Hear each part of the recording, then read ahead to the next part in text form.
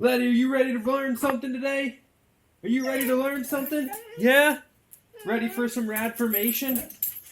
Yeah? Okay, now you really gotta go. I gotta start filming. What is up, Rad Potential YouTube? Welcome to today's radformational video. This is a controversial topic. Does porting your rotary engine make it less reliable than if you left your engine stock? And here's what I'm going to say at the very beginning. It's reliable based on how you drive it and how you treat it. The ports will last just as long as a stock engine, in my opinion. But let's go into why ported engines get a bad rap. So first thing you need to understand is, what does porting a rotary engine entail? So let's go over it. This is a stock 12A front iron. You can see this is your intake port. The air comes in the top, gets smashed against the side, the spark plugs fire, the air comes out the bottom, and it makes flames out of your exhaust. Super sick. Baby, super tiny, probably the smallest secondary port you will ever see in a rotary engine right here. If you want to make more power, what do? More power requires more air, requires a bigger port. So you're going to take this port and you're going to make it look like this. This is a very standard 12A secondary BridgePort. This one is done fairly super clean, which is a very important thing to note. It looks super nice, good closing edge, nice wide bridge for that corner seal to ride on. Now, say you don't want this much power. You just need a little bit more power, street ability. You don't want the gnarly braps. You just want the baby braps. Or no braps at all. You're only going to do this much to your port. Just don't do the bridge. You're just going to do the small section. Make this one bigger. Street port, race port, whatever you want to call it. There's all sorts of different variations of what people would call just a normal street race port. This is a full bridge. You don't have to go full bridge. You don't have to be full rowdy. Sometimes I always get full rowdy, so I go full rowdy. But that is porting and what you do. Now, to achieve this, most people will take a porting template. So see, this has a nice little deal cut out in it. This is a full bridge template for an REW engine. So let's just shift over from old school 12A and we'll look at the REW stuff. We'll talk about the porting template and what not to do once you have your porting template. So the porting template is going to go onto your front iron like so.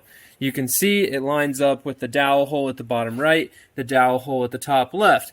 What that does is provide you with an area, which you can see the porting template has outlined on the iron, and you are going to hog out, drill out, waller out, use a Dremel tool, go to the rotary engine dentist to get this thing looking like this one using this template. Now, I will forewarn you, these templates aren't perfect.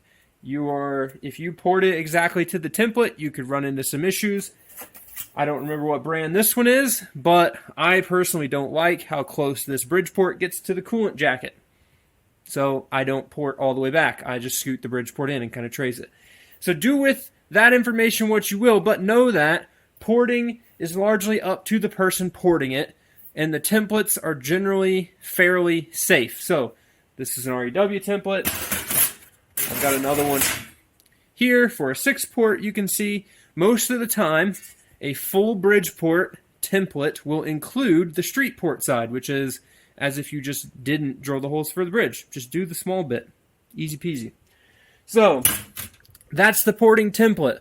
Once you trace that thing out on here, you got to drill holes for the bridge or just lay this port back. You're going to take a Dremel, you're going to grind that back, and keep in mind, there are companies that do CNC porting, but most of the time, buyer beware, you're buying a used engine that's got a street port. Trust me, it could have been somebody like me that's super detailed and goes in there like with a fine-toothed comb and gets his ports perfect, and you want them to look super clean, super nice edges, no super sharp closing edges, the bridge port's perfectly straight, or you know, you could get somebody in there that's wearing drunk goggles, going at it with a carbide bit the whole time, doesn't smooth it off, and it's going to look like this. So this is a port that I've tried a little bit to clean this up because this wasn't a different engine. I've just seen what I could do, but this is not a port by me. This is a port by a carbide bit the whole time, no cleaning edges, doesn't even look like they drew a fairly straight line. It doesn't line up really with my template, and this is the problem with a lot of these engines getting ported by backyard rotary engine builders who do their engine for the first time. It's the first engine they've ever ported, and it's going to look like that because some people are good at it and some people aren't. Most shops really good at it when you do it over and over and over and over and over again. Some guys that don't do porting that often, there's a reason it's cheap. There's a reason that it doesn't look that good, and there's a reason that those engines are unreliable. So, why are ported engines more prone to breaking? So here's the big elephant in the room that I want to get out of the way very first. Before we talk about all these things that you could do porting one wrong, most people that buy a ported engine are going to drive the living pants off of the car that they put that engine in. No one has a street ported or a full BridgePort 12A built that doesn't expect to take full advantage of all the 9,000 RPMs of peak horsepower that BridgePort gets you. Me included. There is a reason that my full BridgePort engine over there, aside from me not running air filters on my Weber carburetor, needs oil control rings. And that is because every opportunity I got, first gear, 9,000 RPM. Second gear, 9,000 RPM. Third gear, 9,000 RPM. We've hit 60. Fourth gear, 7,500 RPM because the car gets a little shaky at 80. You know, first gen RX7 life, that's kind of my speed. But there's a reason that fully BridgePorted ported engine, you know, is a little bit worse for wear. But yet, the same car, silver one, the Mouse, RIP, when I had my street port 12A in it, that made 111 horsepower. There's a reason that 12A is probably still running perfect today. In my rally car, it did a whole season, or I guess 2 events that season. I beat the snot out of it in the rally car, and it still runs perfect. Doesn't smoke a lick. And that's because that street-ported engine stopped making power at 7,000 RPM, so you never beat on it. I mean, I did, but like not as much as I beat on that one. So that's the elephant in the room with ported engines, guys. Most of the time, ported engines get bad raps because the guys that build them and the guys that use them run the crap out of them. So, the second part of this, which I dropped my side seal I'm using as an example, is all the ways that porting can go wrong, okay? If you get in here and you leave sharp edges, just like this one, if you're leaving a bad closing edge, if you pull this port too far, right? You can see I've chosen these irons wisely because where these ports and how you shape them are located is effectively like having different cams in your piston engine, right? So you can't open a valve in your piston engine too soon, otherwise it hits the piston. Same thing in here. You can't pull this down too much, push this up too much, otherwise you're going to start having interferences with parts on the rotor. So let me show you. This is what I mean here. If you look, this is my handy dandy check everything over cool rotor that's sawed. You know, rotors are hollow, guys. I don't know if you didn't know that. So you can take this rotor, all right, and we can see through this corner seal where the crack for the apex seal goes. When this thing sits on this iron, look down in that crack, you're going to see that corner seal, which would be on the outside of this, right? That corner seal rides across that bridge, okay, and then starts to turn and comes back around the top, and this isn't a rear section of the rotor, so it's not really riding perfectly, but you get the picture, right? This corner seal and these side seals and these oil control rings all sweep past your port, okay? So this iron here, it's got some wear in it, right? You can see where that oil control ring just barely doesn't fall down into that port. Stock, right? You can see on this one, stock as well. Plenty of room for that oil control ring to slide through here and not catch. You can see the outline of a rotor on there too, right? You can see the stamp of a corner seal right here where it's rusted on there. That's how precise that corner seal edge is, right? You've got this little spring-loaded seal that rides across this area, and if that edge is too sharp, if something weird happens and this thing falls in there, engine is torched. Your corner seals are now going to look like this one, which is broken, courtesy of me. And your engine's not going to be happy, and it's going to break, and it's going to be way less reliable than the stock one over here, which has like miles and miles of space for this corner seal to ride on. So, not only is it important to have the edges smooth, but it's important to have enough of an edge that your corner seal doesn't fall out. Okay? The next bit, which is the ultimate failure behind this engine right here, this poorly cruddy BridgePort. I wish there was a feature on YouTube. You know the things you put your hands in that, like, when you put your hand in, it's got all the pins. It's like a bed of nails without all the sharp objects, and your hand like imprints out the other side, right? It's always funny, like put it on a kid's face and it like outlines their face, right? I wish there was a feature for me to be able to, like, you know, make you be able to feel this, because the edges, just how poorly this is ported, is what caused this failure. So this was the original half BridgePort engine that I installed in my buddy's FD. I didn't build it. I didn't port it. I just put it in the car. And the ultimate failure behind this one started misfiring real bad, the whole deal. Got footage from before. I'll insert it.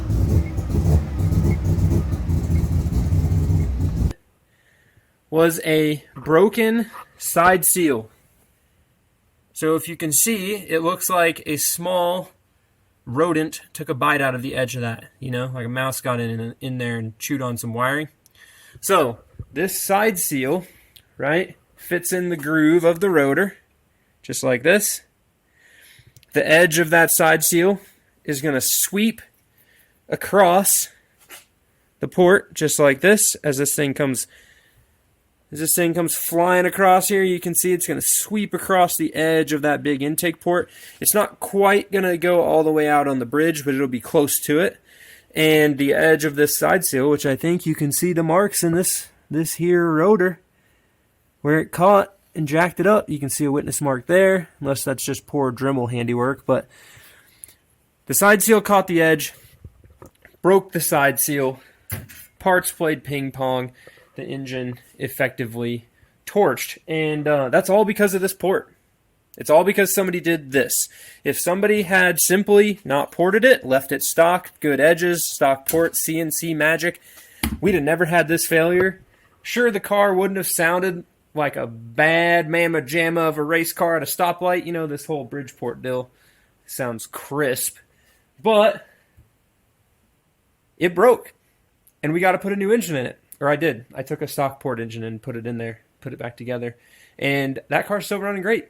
So that's my 2 cents on does porting make your engine unreliable.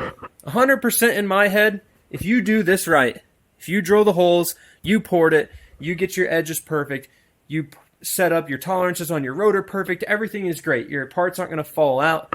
This engine 100% could last as long as a stock engine. There is no increase in wear because of the port. There is no increase in heat necessarily because of the port, right?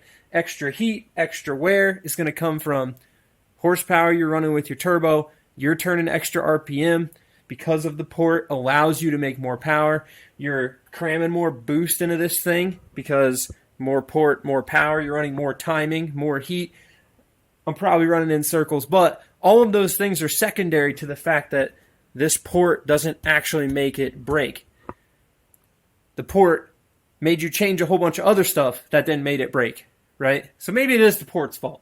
I don't know. You be the judge in the comments. Does a port on your engine make it less reliable? Because in my opinion, the port doesn't necessarily do it, but the mindset of the person driving the car does. And then also, like, bad porting 100% will make your engine more less reliable, way less reliable. Bad porting, less reliable. And here's how you can tell, guys. All right, little tips of the trade before we jump into the next bit on the channel you're going to see. So I have a whole slew of engines over here, right? This engine right here is that BridgePort that has the bad one. So if you're going to buy a used engine for your car and you're going to stick it in there, take your fingers. Like I said, I don't have one of those cool things to be able to let you feel what this feels like. But take your fingers, stick it in the port, feel the BridgePort edge. You can feel the closing edges. Now, obviously, don't do this and turn the engine over and like cut the end of your finger off because that's sharp. But you can feel that port in there, okay? You can feel if someone has done a curvy bridge or a nice clean bridge. You can feel if someone's done a good street port or a bad street port, okay? Check it over before you end up breaking a corner seal or breaking a side seal, and then you bought an unreliable engine and you're going to blame it on the street port, right? So that is my opinion, my thoughts on does porting make a rotary engine unreliable, and I don't know, you be the judge, because the BridgePort still runs, just smokes a little bit. My street port engine that I had in the Repu still runs perfect, just smokes a little bit now because I beat the snot out of it. The half BridgePort engine I've got in the rotary truck right now still runs great. I beat the snot out of it though, so I don't know, I don't expect it to last. But at the same time, the street port engine I had in the truck before it also runs perfect, doesn't make that much power, never really abused it. So it's all about how you drive it. Now, here's the deal, guys. It's been a while since I've uploaded a video. If you follow along chronologically, if this is your first time on the Rad Potential YouTube channel, I appreciate you clicking on this video. Appreciate you aspiring to learn stuff about these engines, because ultimately it takes guys like me, guys like you, working on your cars in these small garages to get a good quality rotary engine built these days. So go back on the channel, find some other videos, learn about these engines. I've got full everything from clearancing side seals, setting up your apex seal, cleaning rotors, everything you need to know about building one of these things. And if I don't have it, drop a question on any video and I'll make sure to get back with you. You can see behind me in this video that I'm still working on a car, okay? I've got a turbo 2 block and a first gen. We're making horsepower happen for next season, all right? The reason the videos haven't been coming out super crazy is because I'm wanting to put time into making a quality video documenting the entire build of this car. Okay, so from start to finish. None of this whole bunch of vlog videos. You got to watch 25 minutes to see me bolt a turbo on. I'm talking a nice, well-edited video about building one car. So, trying it. We're going to see how it works. If you want to follow along with this build and get weekly updates, also have access to my brain, which, you know, it fits in an extra large fitted hat. So you know there's a lot of data in there.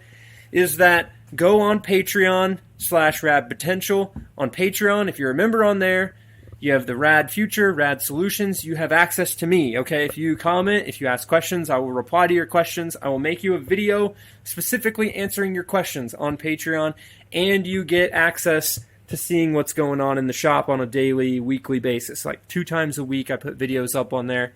And it's everything from guys asking me, hey, I live in this area and I want to do this port. This is my power goals. Like, what should I kind of do? And I can use some of my knowledge and experience to help you achieve what you want, or if you're like, car won't run, and I can help. So go check out the Patreon. It's awesome, and that's kind of my place where I want these update vlog style. If you want to into that, that's where I'm going to put it. So thank you guys so much for supporting the channel up to now for this whole year. We've grown a ton. I hope that these videos bring value to not only your guys' lives, but also to, like, you got to learn stuff, guys. YouTube's all about learning stuff.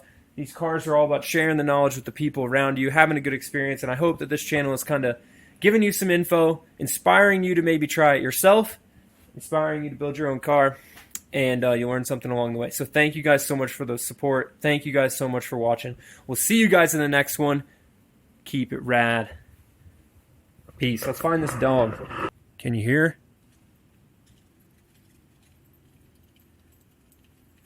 Let's go, Speed Demon. You're still not turbo SR20 S14 Letty Toretto fast, even though your name's Letty and you're fast. Is today a good video? Is it cold outside? Hey, jump. Come on. Is it cold? Yeah. Is Death Trap going to be the fastest car in the Rad Potential fleet whenever I'm done? Even faster than my Z06 Corvette? Come on, jump.